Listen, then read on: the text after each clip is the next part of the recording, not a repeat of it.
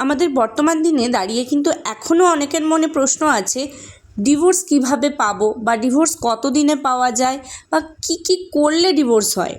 প্রথমত বলি, ডিভোর্স দুই প্রকার, একটা হচ্ছে মিউচুয়াল ডিভোর্স, একটা হচ্ছে কন্টেস্টেড ডিভোর্স।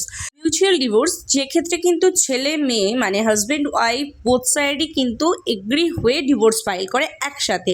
আর কন্টেস্টেড ডিভোর্স মানে কোনো এক তরফ আগে ডিভোর্স ফাইল করে, পরে সেই তরফ গিয়ে কন্টেস্ট করে, অর্থাৎ তাতে বিভিন্নভাবে বাধা দান করে বা সেটাকে যাতে ডিলে হয় সেটা করার চেষ্টা করে। তো মিউচুয়াল ডিভোর্সের ক্ষেত্রে কি হয়, মিউচুয়াল ডিভোর্সের ক্ষেত্রে আনুমানিক ওই 7 থেকে 8 মাসের মধ্যে ডিভোর্সটা কমপ্লিট হয়ে যায়। মিউচুয়াল ডিভোর্সের ক্ষেত্রে কিন্তু দুই তরফেরই রাজি হওয়াটা ভীষণভাবে ম্যাটার করে। আর মিউচুয়াল ডিভোর্স করলেই কি টাকা দিতে হয়?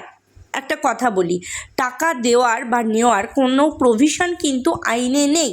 টাকা পয়সা দেওয়ার যে ম্যাটারটা সেটা কিন্তু আউট অফ দ্য কোর্ট সেটেলমেন্টের ব্যাপার থাকে। দুই তরফের উকিলবাবু মিলে কিন্তু এটা সেটেলমেন্ট করে বা হাজব্যান্ড ওয়াইফ বোথ সাইড মিলে এটা সেটেলমেন্ট করা হয়। অনেকের মনে এই প্রশ্নও আসে যে মিউচুয়াল ডিভোর্স করতে গেলে ওয়াইফকে কত টাকা দিতে লাগে।